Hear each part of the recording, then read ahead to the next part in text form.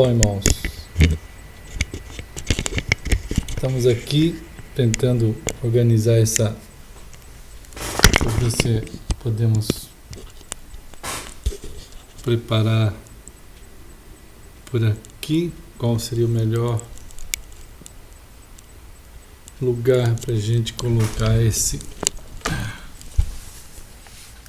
Vamos ver aqui.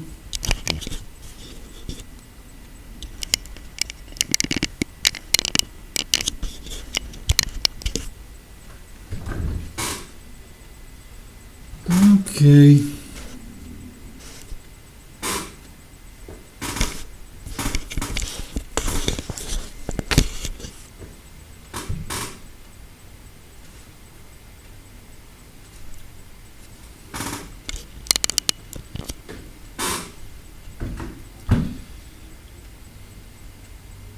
Bom, irmãos,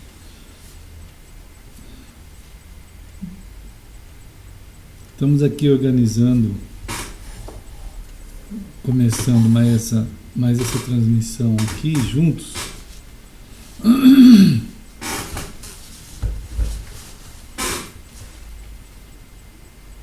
E essa é uma transmissão que a gente está começando a fazer aqui aos sábados. E quando a gente não tem a nossa coinonia em alguma casa, em algum encontro aí, na casa de alguns irmãos, então a gente tem alguns irmãos andaram falando, irmão Sandro, se a gente pudesse assim ter um tempo aos sábados para a gente também compartilhar algumas coisas que a gente já vem falando, que a gente já vem compartilhando aí aos domingos pela palavra e tudo que a gente vem conversando. Então os sábados a gente está pensando em fazer assim. E também aquilo que a gente tem compartilhado, tem procurado nos expor a palavra de Deus, o que é muito importante, essa ideia, essa visualização da narrativa de Deus que Ele faz da sua palavra, para que a gente não incorra assim, não caia na armadilha de nós estarmos lendo a Bíblia, né? E começando um processo assim acadêmico de estudos bíblicos. Então, todo esse processo do caminhar de Deus ao longo da história, quando nós pegamos a palavra dele, a palavra do Senhor, e observamos o testemunho que ele dá de si mesmo, ele conduz essa narrativa dele mesmo pelo processo de caminhada, de andar junto, de fazer parte da história do seu povo. E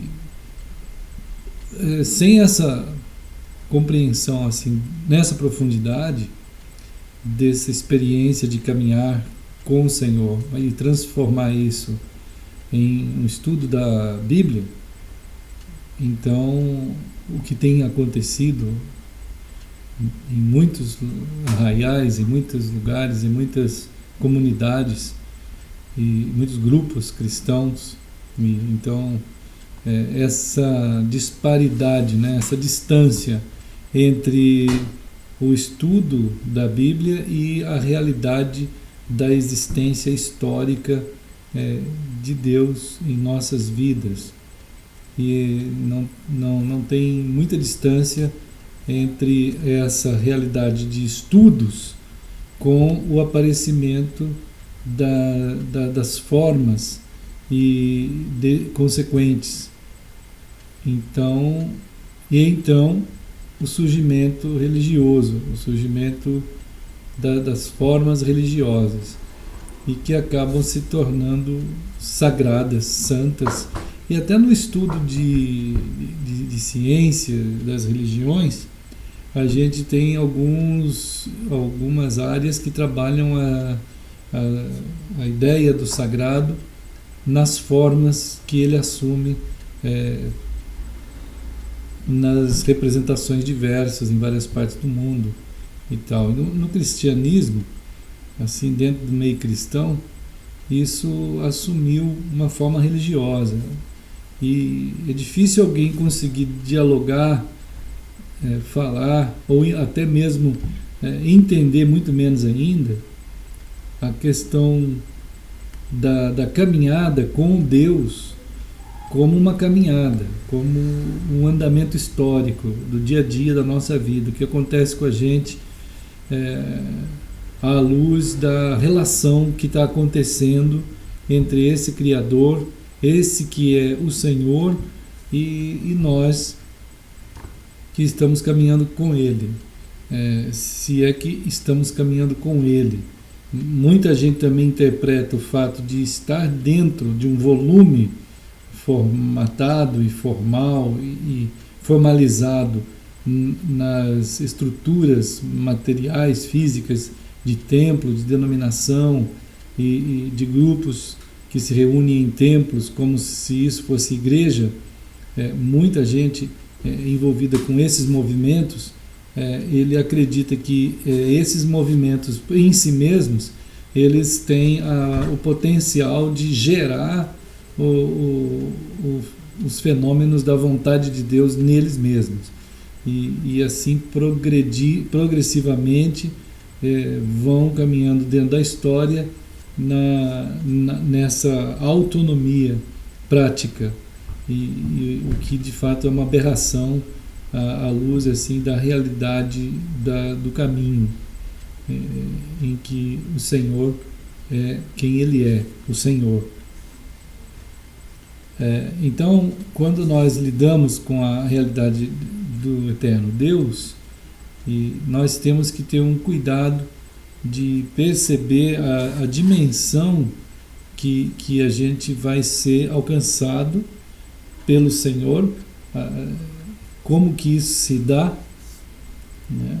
E se é pelo processo religioso ou se é pelo processo do próprio Deus que alcança o ser humano. Então, isso da origem da realidade do andar com Deus eterno vai também nortear depois toda a caminhada da nossa vida em termos pessoais, familiares, sociais, e toda a nossa existência. Então, uma vez que pela própria revelação do eterno Deus não é possível a gente conhecê-lo sem que Ele mesmo se apresente a nós, a gente tem que ter um cuidado muito grande de não confundir o nome Deus com o Deus. O Deus, realmente, o Deus verdadeiro, é aquele de quem nós não conhecemos nada, a não ser que Ele mesmo se revele a nós. E então, por essa revelação que Ele faz dele mesmo, nós passamos a conhecê-lo. E qualquer um conteúdo que nós venhamos a ter dele antes que ele se apresente a nós, isso é uma criação puramente humana, é a primeira idolatria que pode surgir, ou uma geração de um ídolo chamado Deus, e que a gente atribui a divindade a esse termo e essas ideias que a gente tem desse termo que a gente atribui como Deus. Então, quando nós somos chamados pela palavra de Deus, do Deus verdadeiro, a primeira coisa que faz a gente ciente é de que não sabíamos nada dele, portanto nós precisamos nos arrepender, nos voltar totalmente para aquele que é e que nos fala pela sua palavra. A partir desse fato que a gente é chamado por esse eterno Deus, por Ele, e a partir desse fato nós passamos a ter a vida que Ele pode, e somente Ele, dá ao ser humano. A partir de então somos sua família, gerados por Ele, por meio dEle e para Ele. Isso não tem equívoco algum nas páginas da Escritura. Não tem como a gente errar nesse sentido, assim. Não tem como a gente falhar e faltar a essa compreensão, uma vez que é extremamente clara a ação do eterno Deus e o que é de se esperar do próprio Deus. Não tem como Ele terceirizar nada, transferir nada para ninguém. Ele mesmo é aquele que assume por si mesmo o ato de buscar o ser humano. Quando nós lemos em Gênesis 3:9, Ele assume a postura de buscar o ser humano onde o ser humano está, na sua condição já de afastado, de ter escolhido a sua própria ideia, seduzida pelo diabo. Ele é seduzido pela ideia de que é possível existir, de que é possível gerenciar o mundo, é possível fazer as coisas como ele mesmo acha que dá e que pode fazer. Então, nessa condição de afastado, já distante de Deus, do eterno Deus mesmo, do verdadeiro Deus, Deus vai e parte na busca do ser humano para o encontrar. Nessa condição de distante de Deus, a humanidade assim, ela tem uma dificuldade e não tem, na verdade, a condição de ver o que é transcendente, de ver o invisível, de ver o mistério verdadeiro. Ele atribui a elementos que a ele parecem sobrenaturais como elementos misteriosos, mas de fato o grande mistério da existência, que é o próprio Deus, ele não vai conseguir alcançar, não vai conseguir ver, né? E então somos chamados por esse Deus e só assim nós podemos ter acesso novamente a toda a dimensão eterna, a toda a dimensão do mistério, a todo o relacionamento com Ele mesmo, com o próprio Deus. E podemos, a partir de então, pela palavra que gera a condução do nosso ser, né? O ser passa a ser conduzido novamente aos elementos estruturais essenciais ao ser humano.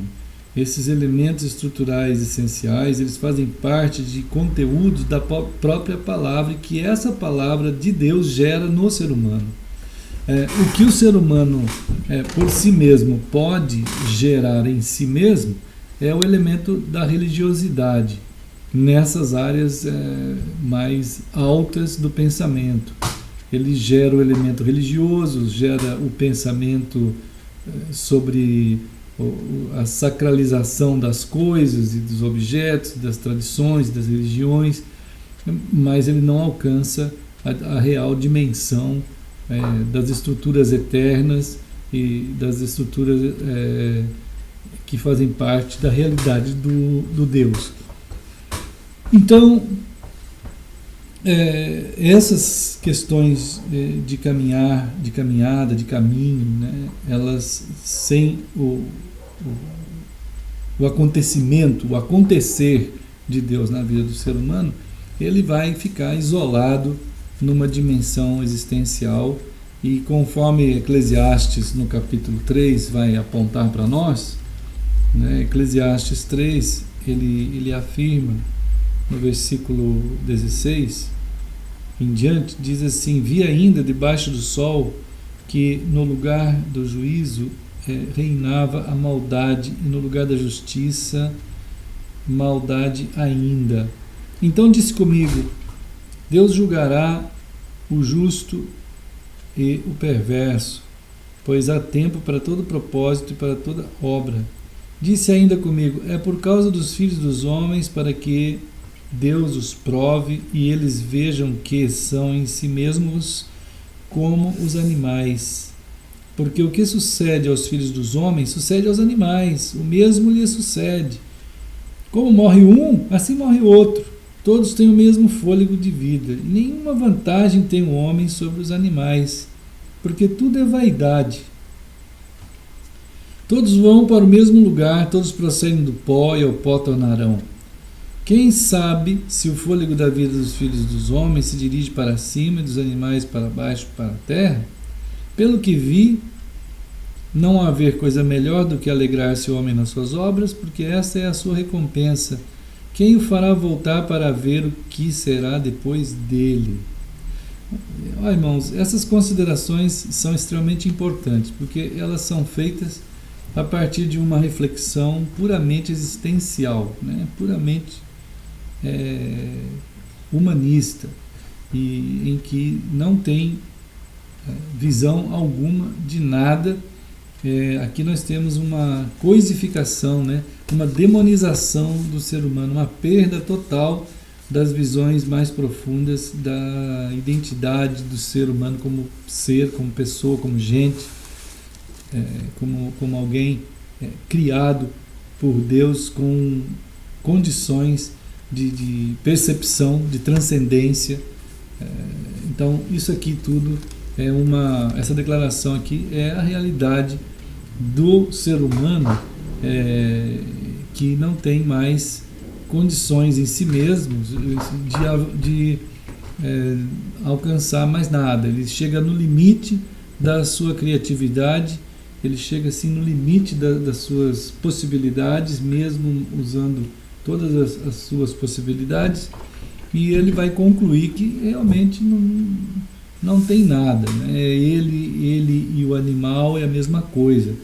E isso é assim, tem sido esse tipo de conclusão que a humanidade anda, tem sido assim hoje, e hoje ainda mais, talvez até do que nunca, a humanidade ela acha razoável e aprende nas escolas a razoabilidade da sua animalização, a animalescalização. Quer dizer, é um ser humano que se vê a si mesmo tão somente como alguém existindo por um tempo aqui e depois acabou. E até são resultados de química cerebral as reflexões assim de algo além do que nós. Então, é nessa linha que Eclesiastes está declarando aqui a visão de uma vida puramente natural, o que dentro da realidade humana, né, daquilo que o ser humano é, a sua escatologia. A gente tem caminhado dentro do tema escatologia, né, final de todas as coisas, o fim de todas as coisas. E a escatologia da pessoa, a escatologia humana, a partir do próprio ponto de vista humano, é isso que está aqui, né? Ele e o animal são um. É a declaração de unidade animalesca, a declaração de perversão absoluta, total, e então com motivação na satisfação e motivação assim no instinto. Então ele simplesmente aquilo que o satisfaz, o que busca seu instinto, então ele vai fazer. E essa é a motivação desse ser humano nessa condição assim, o que é lamentável, absolutamente lamentável, porque não é assim. A humanidade, o ser humano, ele não é assim. Ele se tornou limitado e reduzido dessa forma a partir da perda da comunhão com o seu Criador e dessa relação, o que faz acontecer no ser humano. Ele define a si mesmo a partir de um ponto de vista puramente finito, material, existencial, porque não tem como negar esse ponto dele mesmo, né? Ele está vendo, ele está tocando, ele está vivendo dentro dessa realidade, então, senão ele também negaria até isso, seria um ser humano tão absorto, tão avesso a toda a realidade, que ele de fato negaria até a própria realidade se ele não tivesse esses fenômenos como o corpo que ele tem, como o mundo que ele vive. Ele teria a tranquilidade absoluta de negar a si mesmo. Seria alguém afirmando que ele está desacreditado de tudo e de fato é tudo um nada. Seria assim, não tem uma definição para alguém que chegasse a esse ponto, né? Aí. Mas quando nós negamos as direções de Deus na nossa vida, quando nós afirmamos então a possibilidade nossa única, nós estamos indo na mesma direção, embora transferindo tudo para nós. Nós estamos assumindo a postura do único, e como que naquela redução absoluta em nós mesmos, nós pudéssemos realizar todas as coisas que dão sentido à nossa vida. Não entendemos os fenômenos da morte, né? Muita gente até trabalha a ideia de que a morte faz parte da vida, o que é uma outra declaração do absurdo. A morte e a vida são opostos totalmente, um inimigo do outro, um inimigo mortal do outro. Ou a morte sobrepõe a vida, como de fato é o que na visão natural, tão simplesmente natural do ser humano, ele vê, e então a morte ela tira todo o significado da vida, ela tira a própria vida, né? Então não tem nenhuma virtude na morte. Ela realmente ela reduz o ser humano a uma inexistência, ou a vida é que vai de fato sobrepor e dar e nos manter e ter-nos como dentro da existência, em vida, com todo o nosso significado e conteúdo que nós somos, né? Então, mas o ser humano tem esse lado, e ele acaba, essa condição que ele está, né, essa condição de ausência do Criador na sua vida, não significa ausência de religião, né? Ou da noção religiosa transferida também para a ciência, para a filosofia, para a arte, para a música, para o trabalho, para ele mesmo. Essa noção está presente no ser humano. A única coisa que ele não aceita é a questão Deus. Ele está pronto para pensar até mesmo em termos de vias transcendentes, quando ele supõe, por exemplo, que haja muitas outras vidas no nosso universo. Não é possível que nós estejamos sós, coisas dessas declarações desse nível assim, que tem que ter fé, tem que ter dar uma credibilidade a uma afirmação que não tem nenhum tipo de prova.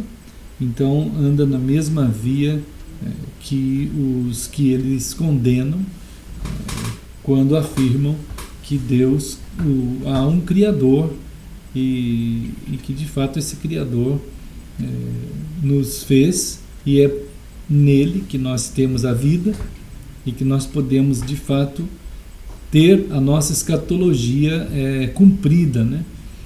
O cumprimento escatológico do ser humano, o fim último do ser humano, é estar numa relação profunda, vital, com o Criador, E isso após o evento da nossa destituição, da nossa ausência do Criador, só é possível a partir dele mesmo, que nos busca e nos alcança na própria pessoa dele mesmo, em Cristo, e que ao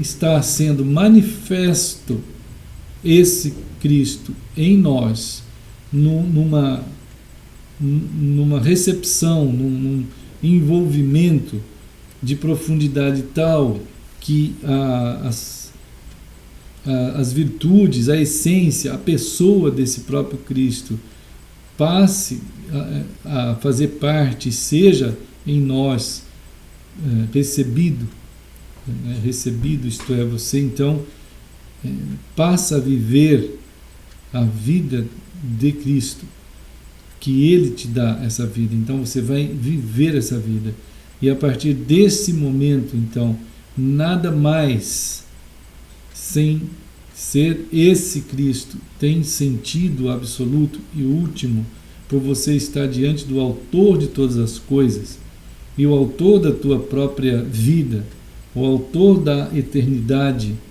e de tudo que nós vivemos e somos e existimos.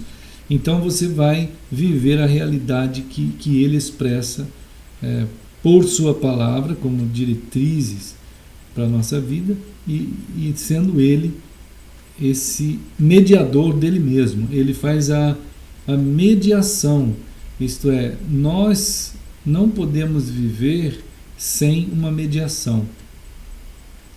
Nós precisamos do elemento mediato, do elemento que media, e esse elemento tem que ser a pessoa certa, a pessoa correta, e é o próprio Deus, é o próprio Jesus, né? E então essa relação ela vai estar acontecendo na mesma dimensão que a nossa recepção, ou o nosso alcançar, né? O alcançar de Deus por nós, que se deu pela palavra e a partir da palavra nos deu vida. Da mesma forma, essa mesma palavra vai formando o nosso caráter novo. Nada em nós é levado a somar ali nessa nova realidade de pessoa. Tudo em nós é novo. Tudo em nós, embora nós cheguemos a Ele do jeito que estamos, Ele faz novas todas as coisas. Ele vai dar a nós essa realidade nova de vida. Não pode ser feito isso por religião, não pode ser feito isso pelo clero, não pode ser feito isso por denominação, por ritual, por procuração, nada, não tem nada o que invalidaria imediatamente esse ato, se houvesse algo assim possível, né? Isso seria assim um enfraquecimento da essência e da realidade do que somente Deus, e por ser esse ato algo tão grande e uma dimensão eterna, não tem como qualquer tipo de religião, qualquer tipo de crença, qualquer tipo de terceirização fora do Deus eterno possa fazer isso.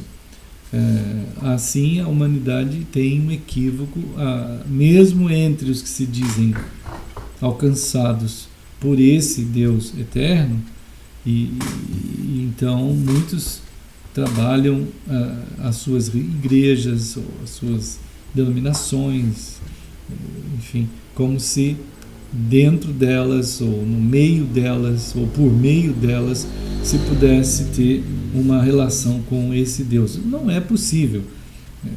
O texto da própria palavra dele diz que ele veio, né, todos aqueles que o receberam. Em João 1,12 diz: a todos quantos o receberam. Isto é, esse o é singular, e único. O receberam é receber a Cristo. Né? Todos aqueles que o receberam, e deu-lhes o poder de serem feitos filhos de Deus. Então essa filiação a Deus só é possível pela pessoa de Jesus Cristo, quando ele passa a fazer parte daquela pessoa que foi tocada pela palavra de Deus, e aí então ocorre esse ato de Deus no ser humano, transformando esse ser humano num filho de Deus. Romanticamente falando, né, todo mundo usa a expressão assim genérica, né, que todos somos filhos de Deus, todos são filhos de Deus. No sentido da criação, né, já está errado, porque ele criou todas as coisas e todas as pessoas. Foi dado ao próprio ser humano a continuidade da possibilidade de, junto com Deus, gerar uma outra pessoa. Então, é algo que faz em Deus e no ser humano uma cumplicidade de criação, quando os filhos são gerados por nós e por uma herança, um ato de Deus em dispensar ali uma graça para que cada um receba essa vida. Mas isso é maravilhoso, isso realmente é precioso, mas para ser filho de Deus não é nessa mediação. Em João capítulo 1 ele diz que a filiação a ele não se dá por via da relação entre homem e mulher, entre relação da carne, isto é, a relação humana não entra nisso, e é uma relação, é algo totalmente exclusivo da parte de Deus, do eterno Deus operando por Cristo esse nascer como filho de Deus. E aí tem início a escatologia humana, quando nós somos alcançados por Ele, por meio dele e para Ele.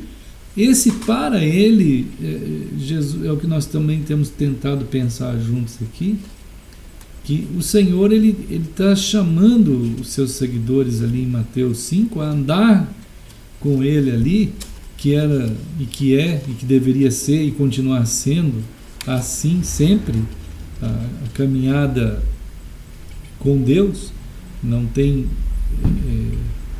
estruturação humana nenhuma, é uma continuidade familiar que se caminha com Cristo. E em Mateus a gente tem um momento em que eles param ali naquela relva, naquele lugar ali naqueles montes, e ele então passa a conversar com eles num processo de fala. Essa fala de Deus, ela tem uma dimensão de produzir realidades no ser humano que está conectado na frequência, na conexão certa, adequada a essa fala. E o Salmo 119 ele nos ajuda nessa conexão, pois o Salmo 119 todo ele fala dessa palavra de Deus que faz esse tipo de processo de gerar estruturas essenciais e eternas dentro de nós. E isso no versículo 18, me parece, Salmo 119, ele diz assim: Senhor, desvenda os meus olhos, né? E então, assim, desvenda os meus olhos, Senhor, para que eu veja as maravilhas da tua lei, né? E aqui no versículo 18, desvenda os meus olhos, quer dizer, quando você está sendo tocado pelo Senhor, quando você está se aproximando da palavra dele, Você não está indo ler a Bíblia. Isso é uma das armadilhas mais primárias que as pessoas têm, uma vez que a gente tem acesso físico ao livro, a gente tem a possibilidade de pegar, de dominar o livro, de dissecá-lo, de gramaticalmente, exegeticamente, hermeneuticamente, teologicamente, enfim, de toda forma nós podemos dissecar o livro. Então o ser humano tem a tendência de se sentir dono, e que ele domesticou o livro, domesticou a ideia, domesticou o próprio Deus, né? Claro, isso é uma armadilha e assim tem sido. Pessoas já ouvi, os irmãos também já ouviram, de que conhecem a Bíblia de diversas vezes, já leram dezenas, até centenas de vezes, e então, no entanto, continuam naquela condição de massa manobrada, e que ele não tem a condição de perceber a direção que a palavra de Deus está dando para a sua própria vida, e o caminho que o próprio Deus está dando a nível de progressão dele como pessoa, dele como parte da família de Deus, dele como parte do povo de Deus, né? De um povo que está sendo feito como família, e progredir assim até ele mesmo. E então, uma das preciosas orientações está aqui no Salmo 119, 18, quando diz: desvenda os meus olhos, isto é, o Senhor está se aproximando de mim, eu estou me aproximando da aproximação que o Senhor está fazendo da minha pessoa com a sua palavra. E nessa aproximação, Senhor, que eu não chegue a essa aproximação com nenhuma interpretação pessoal, que eu não chegue a essa palavra que me expõe a Ti pela Tua palavra com nenhuma resistência teológica de nenhum jeito. A hermenêutica, a ciência hermenêutica diz que é impossível alguém fazer isso, né? Mas na palavra de Deus é possível. Tanto é que ele pede isso mesmo: desvenda os meus olhos para que eu veja as maravilhas da tua lei, né? Que eu seja isento de qualquer interpretação teológica, denominacional, qualquer tipo de a priori, que eu esteja aqui sendo exposto a teu olhar sobre mim, que está falando a mim e que vai me compor como só Tu podes fazer, né? Como as pessoas em geral não conseguem, e esse é uma das grandes acusações contra o cristianismo nos dias da história humana, como as pessoas não conseguem viver o caráter de Cristo de uma maneira íntegra, muita gente diz assim: isso aí é uma falsidade, isso é uma religião. Então é a mesma coisa que qualquer uma outra. O pessoal fala uma coisa e vive outra, ou lê e nunca consegue viver aquilo ali. E muitos cristãos também, eles entram nesse mesmo coro, dizendo que de fato a gente não consegue viver tudo isso aqui, e como a gente não consegue viver, não tem nada demais, vai caminhando assim mesmo. Mas também outros já são mais legalistas e radicais e colocam os que conseguem viver de um lado, e os que não conseguem viver, eles são castigados de outro lado, dentro da conjuntura do grupo. E tem os que são disciplinados, os que estão debaixo de disciplina, os que estão debaixo do castigo do grupo, e enfim, diversas são as situações para tentar domesticar essas dificuldades humanas. Mas nós estamos falando aqui de uma reflexão, de uma oração em que ele diz assim: Senhor, eu peço a tua bênção para que eu, ao ser exposto à tua palavra, eu não tenha nenhum tipo de resistência, nenhum tipo de resistência teológica ou filosófica ou social ou estrutural, nada que somente a tua palavra dirija a minha vida, né? Então essa condição em uma busca dessa pessoa ao fazer assim, o caráter dessa pessoa vai começar a ser o campo de trabalho do Espírito Santo. Vai começar a moldar aquele caráter ao longo dos dias, cada dia nessa... Porque nós vivemos dentro do tempo, nós vivemos no hiato da eternidade chamado tempo.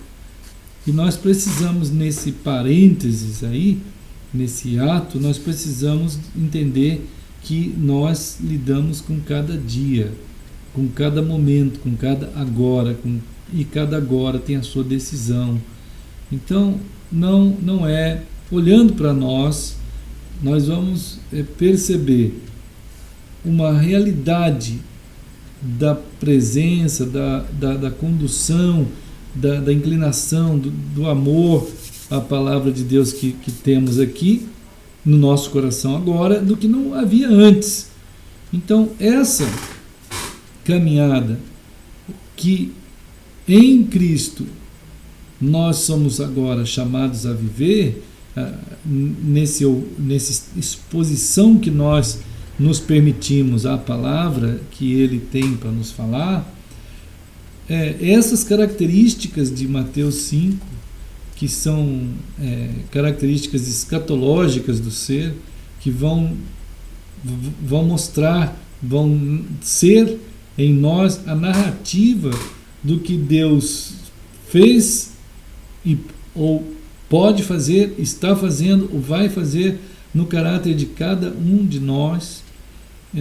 Isso tudo se cumpre em Cristo, e Ele então nos chama a participar desse seu caráter, orientando dessa forma aqui, que de fato Ele vai trabalhar dentro do nosso existir, do nosso dia a dia.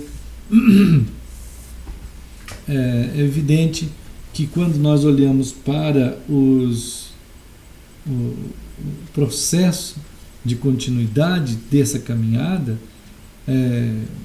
isso tudo está extremamente truncado e travado em termos mundiais, em termos denominacionais, clericais, em termos de organizações, instituições, a devastação, a distância do que se vê hoje, do que se chama cristianismo na grande mídia, do que está aí escrito pela história dos que têm o poder de mídia, dos que têm o poder financeiro.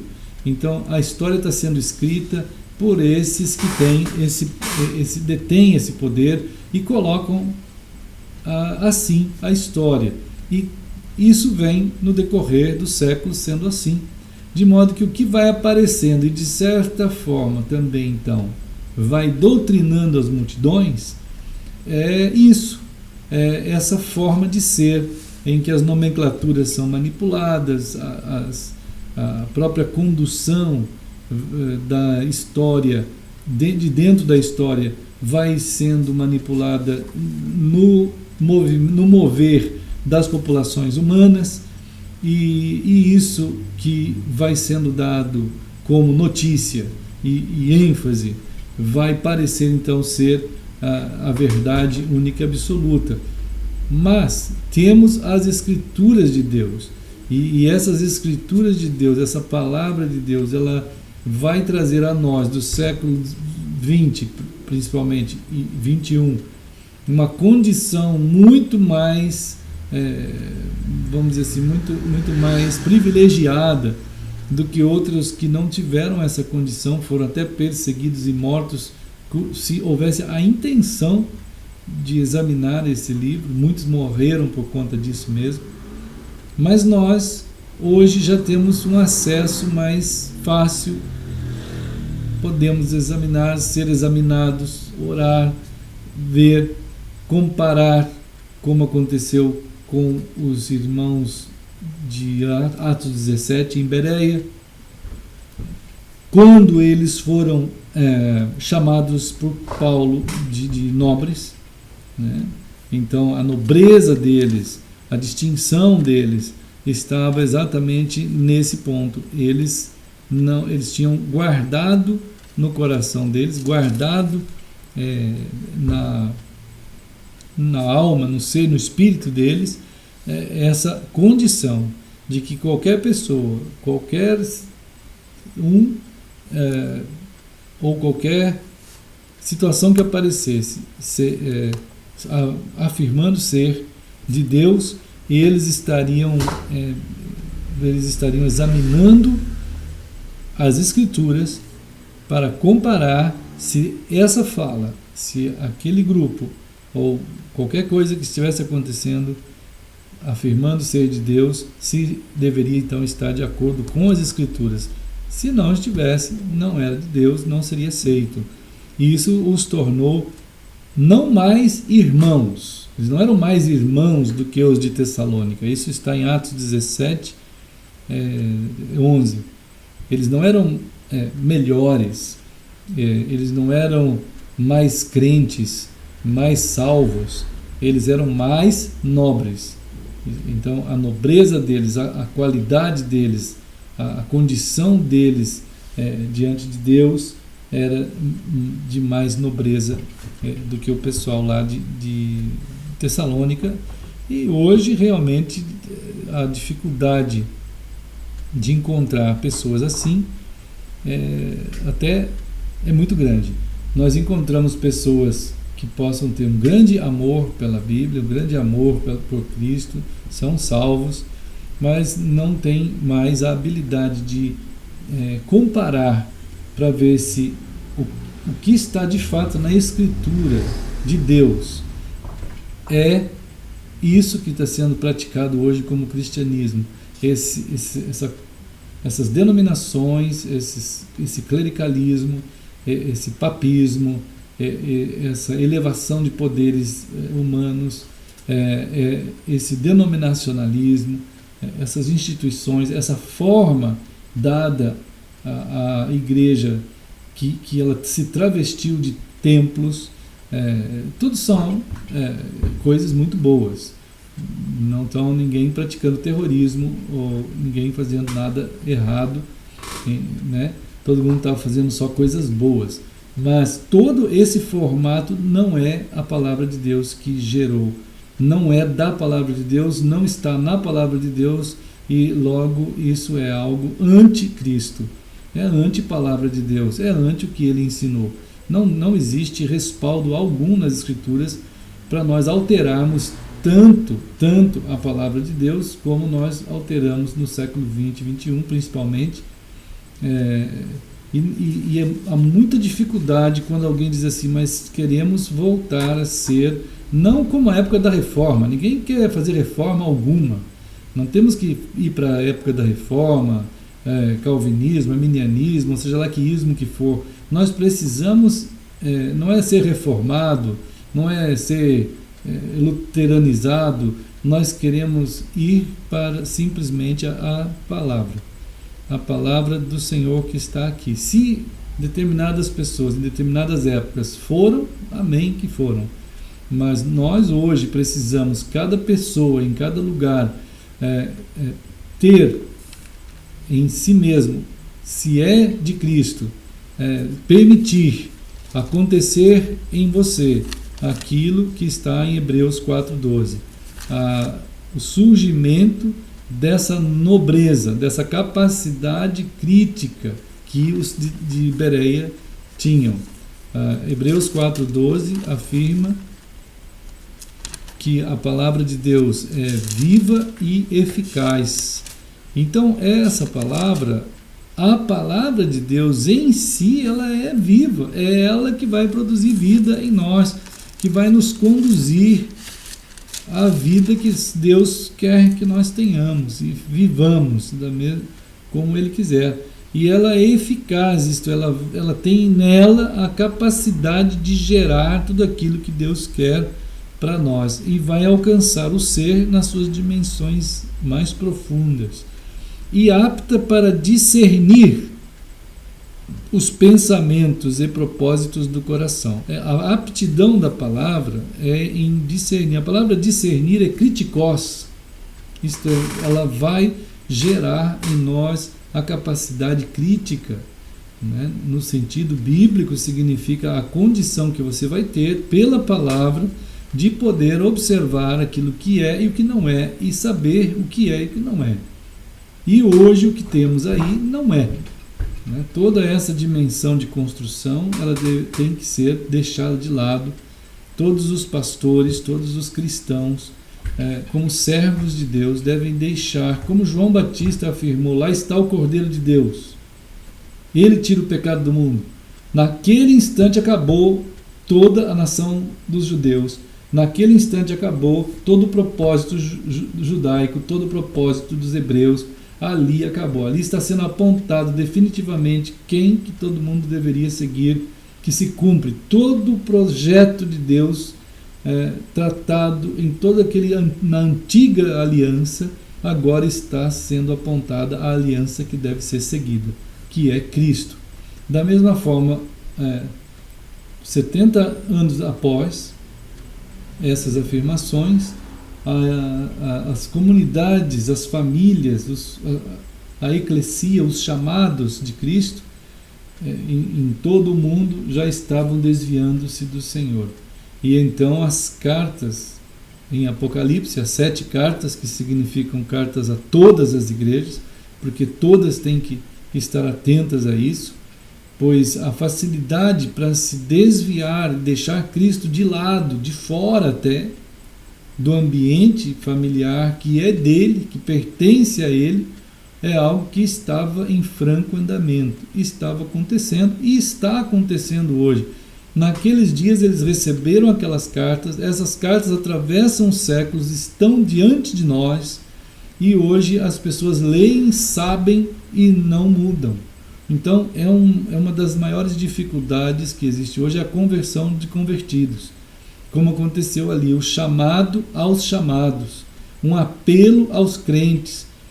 Alguns chegaram a tal dimensão que Cristo estava esquecido totalmente, fora da comunidade, fora da eclesia, né? E todo esse formato, toda essa estruturação, toda essa continuidade que foi dada nessa cristianização do mundo, ela realmente rivaliza com a própria ação da palavra de Deus sobre os homens, embora ela não anule jamais o que realmente a história verdadeira que está sendo escrita no céu, ela está sendo escrita, ela está acontecendo, ela está sendo colocada nas suas devidas dimensões. Não vai aparecer, evidente, no mundo, na terra, não tem como aparecer, porque o caminho dos que de fato andam na palavra do Senhor é um caminho de sal e luz, como Jesus disse em Mateus 5. A escatologia da nossa vida não é aquela que vai culminar num campo de batalha em Israel, não é aquela que vai culminar numa destruição generalizada de gentes para todo lado, embora sempre tenham essas devastações, mas a escatologia pura de Cristo no ser humano é a formação de pessoas que ele está fazendo em ter o seu próprio caráter nessas pessoas. Essas pessoas, conforme Mateus capítulo 5 afirma, vós sois, isto é, vós sois o sal, vós sois a luz. Como ele, Jesus, é, nós também somos. Aqueles que querem, de fato, se permitir moldar pela palavra do Senhor, andando sob a direção dessa palavra, do Espírito Santo, sendo o que conduz a eclesia do Senhor, a noiva do Senhor, até Ele mesmo, numa mistura sobre a terra que é impossível de ser localizado pela penetração em todos os lugares que essa eclesia vai estar espalhada, embora a própria eclesia saiba quem são os seus como corpo de Cristo e se reúnem periodicamente, constantemente, se possível todos os dias, para celebrar o Senhor que os conduz até Ele mesmo, e a cada dia que se reúnem celebram a ceia do Senhor como memorial do Senhor Jesus, até o dia em que todos estarão na glória, assentados com Ele para degustar o vinho que é Ele mesmo, o vinho eterno que é Cristo. E então essas dimensões de condução em que o Espírito vai conduzindo a verdadeira eclesia sobre a terra, e que vai fazer a vontade do Senhor na condução dessa eclesia, onde Ele quer, do jeito que Ele quer, e longe dos teclados, dos editores, dos escritores, das mídias, e que não poderão localizar esse grupo, essa eclesia, porque eles estão em toda parte, no entanto não se sabe em que parte estão, como quando se usa os critérios humanos.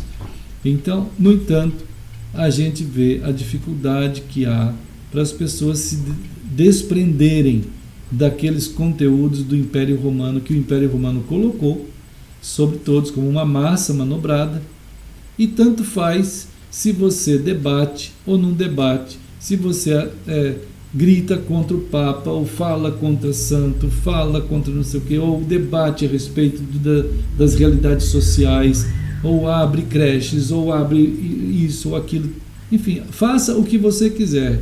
No entanto, se o sistema todo, você estiver dentro dele, como é esse o sistema que rege o cristianismo mundial, seja ele católico, evangélico, seja ele de qualquer nível, o sistema é um sistema fora das Escrituras. Então, tá tudo bem, tá de bom tamanho, vamos seguindo, as pessoas vão seguindo, não importa, a massa está sendo conduzida, a própria massa não tem vontade própria, ela é regida por uma força maior que a conduz naquela condução, e naquela condição também. No entanto, em Cristo verdadeiramente, cada pessoa vai ter o caráter de Cristo. Cada pessoa vai ter a condição, nesse caráter, de expor a realidade de Cristo, onde Ele achar por bem conduzir cada um onde for.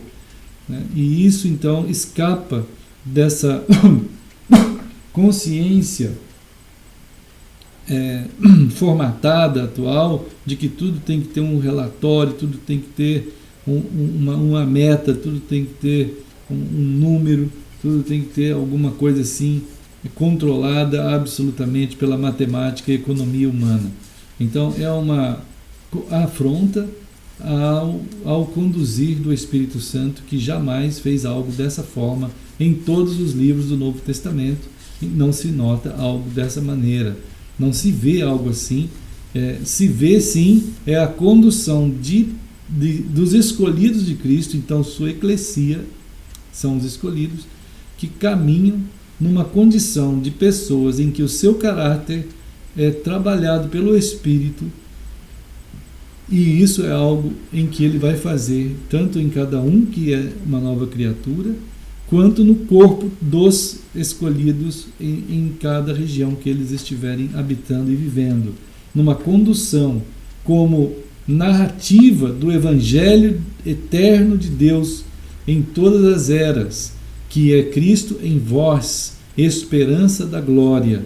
Então, esse Evangelho eterno, anunciado como fim, o fim do fim é o Evangelho eterno, o fim da palavra é o Evangelho eterno no coração do ser humano, salvando ele. O fim de tudo é Cristo, o fim de tudo é Cristo em todos, é Cristo em vós, esperança da glória, é Cristo que é tudo em todos. O fim, então, é anunciado por esses a eclesia do Senhor, que narra essa realidade e que glorifica o Senhor nos altos céus, na eternidade e no tempo e no espaço. E assim caminha perante os olhos de Deus, satisfatoriamente feito, pela direção que o Espírito Santo dá a esses. Qualquer outra forma de direção e de orientação, ela é equivocada e precisa de arrependimento e uma conversão dos convertidos. Então, essa caminhada a gente tem procurado sequenciar e caminhar e continuar. Pois é, queridos irmãos, amanhã, pela graça de Deus, a gente vai continuar pensando um pouco mais sobre esse desenvolvimento da nossa caminhada dentro da história, dentro do espaço, dentro do tempo, com essa relação eterna que alcança o Santo dos Santos pela mediação de Jesus Cristo, o Senhor. Então, nós queremos dizer a todos que aguardamos cada um de volta aqui na nossa reflexão, tanto aqui pela internet, né, que a gente tem essa possibilidade, e também aqui nas nossas reuniões e nossas casas. Se Deus permitir, essa semana que vem vamos dar uma chegada lá no Rio de Janeiro para nos encontrar com os irmãos lá, o André, a Letícia e os outros irmãos que estiverem lá, a irmã Sheila, o Glenn, o Bruno, e quem o Senhor for chamando. E vamos estar juntos também. Estamos orando pelo pai da irmã Letícia, o Saloto, o Celso Saloto, alguns irmãos conhecem. Ele passa por um momento muito difícil da sua saúde e pedimos assim os irmãos que estejam juntos nas orações ao Senhor por essa vida preciosa que é o pai da Letícia, o pastor Saloto, que Deus o guarde ali na sua família e que mantenha ele ali junto com os seus, em sua graça, em seu amor. E a todos os irmãos, né? Que Deus abençoe os irmãos de Campinas, São Paulo, ali o Tiago, que está sempre escrevendo, o Daniel, a irmã, a esposa dele, os filhos queridos e amados, casas que nós temos sempre reunido, o irmão Edson, que cuida da eclesia em Campinas, e a Pri, o Cris, a minha mãe, e tantos irmãos lá em Campinas, que lembramos com tanto carinho e amor. Então, que o irmão Jair, a Rosane, seus filhos também queridos, então a Rosenil, a Ismael. Então, irmãos, olha, também os irmãos aqui de Florianópolis, né, cada um que está junto orando, o irmão Sandro, que falou tanto desse horário assim, para que a gente pudesse ter uma reflexão junto sábado, quando não está em alguma casa, né, a irmã Luciana, o Gabriel, né, Gabriel, está sempre compartilhando com o pastor aí, ó, Gabriel, e também, né, a Manuela, os queridos pequenos, Pedro, também seus pais, Jason, Patrícia, e também Samuel, junto com o Daniel e a Catiane, são tão queridos, todo mundo caminhando, a Heloísa, o José, que estão sempre, o José que está sendo cada dia refletindo na palavra do Senhor, e Deus tem alcançado o seu coração. E irmãos que a gente tem se reunido também no shopping ali, num estudo, num aprofundamento da palavra, irmãos que vieram de Angola também, que estão sempre em contato. Enfim, irmãos, Deus tem nos formado um povo que caminha nele, por meio dele e para ele.